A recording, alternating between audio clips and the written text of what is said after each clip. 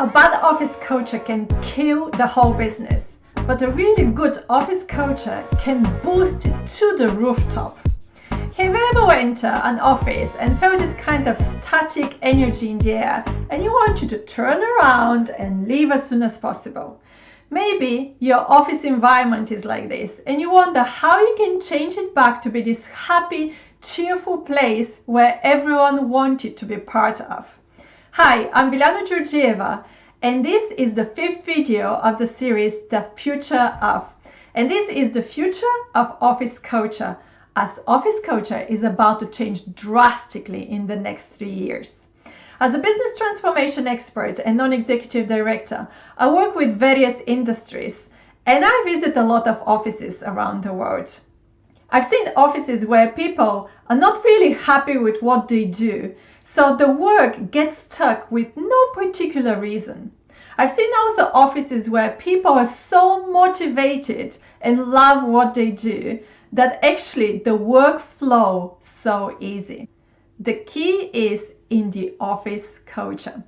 Gary Vee said recently that if we take a business as a computer, the office culture is actually the operating system, and everything else is an app on that operating system. So what is office culture? For me, office culture is building respect, trust, and unity, so people feel connected, motivated, and taken care of.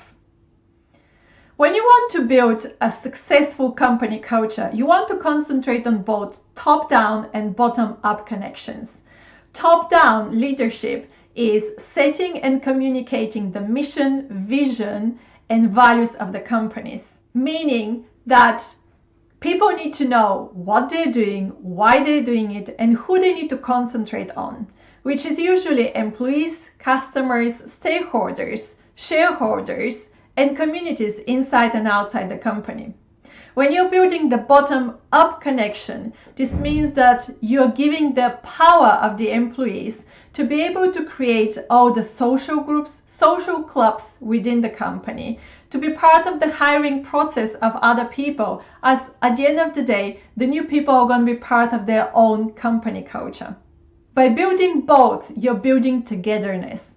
If you're only building the top-down, that's going to actually feel as forced for the employees because often they don't understand the vision of the leadership. If you're building only the bottom-up connection, then that's going to lack leadership and direction. And as we know, success for the company is when everyone is on the same page.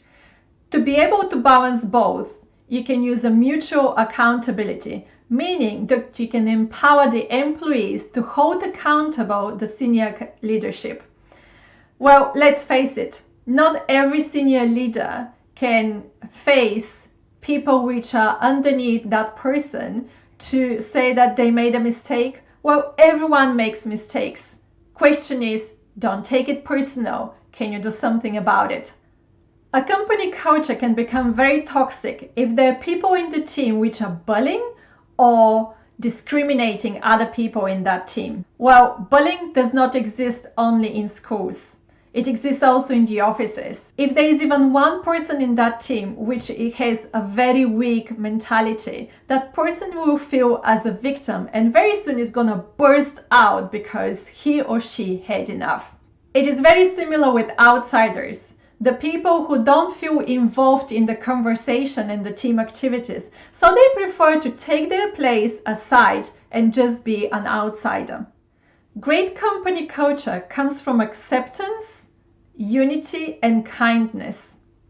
When someone has been excluded from the team, this becomes toxic for the person and for the team as well. A big role for the company culture plays the way how the physical environment in the office looks like.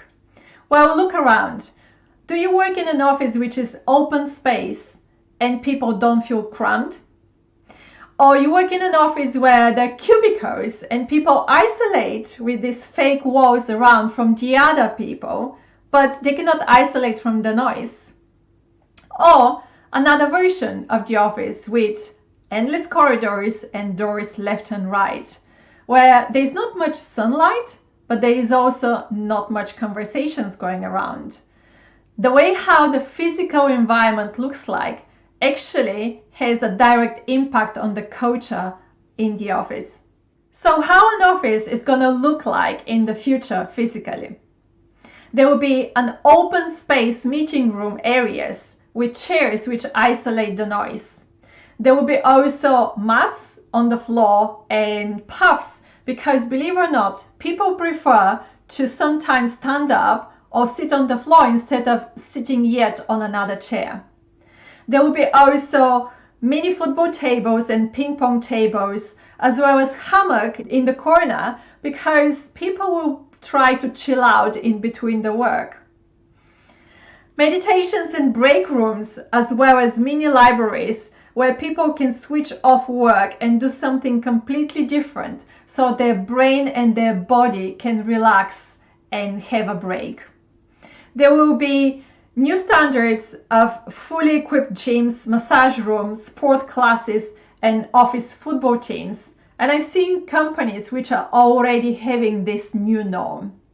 There will be also virtual rooms where people are remotely logging to have their meetings because they work either from home or they're working from somewhere in the world because they're traveling right now. So why I'm predicting this future? Because millennials and Generation X are bold enough to say what they want and how they want it. And they're already demanding from the offices such kind of environment.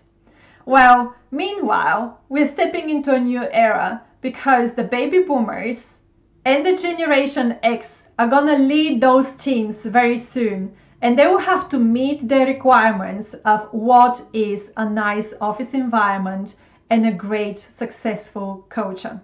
Millennials and Generation Z are not exactly the people which are gonna grab a sandwich and sit at their desk to type frantically yet another email while eating their lunch. They would take their lunch break and they're gonna go somewhere, step away from work and switch off so they can reset their brain. There is already a big competition who is gonna get the best entrepreneurial minds from the market. And startups are doing really good job by offering a lot of perks to those people. Perks like birthday vouchers, birthday lunch, birthday gifts, or mental health first aiders, the sabbatical after 2 years being in a company, unlimited book allowance, a night nanny for the new parents, even office locations with a great view from the office, like view towards the marina or towards the whole city of London. That is a great view, I have to say. However, perks are not culture. If you have a company which is offering such perks, look what is behind those perks.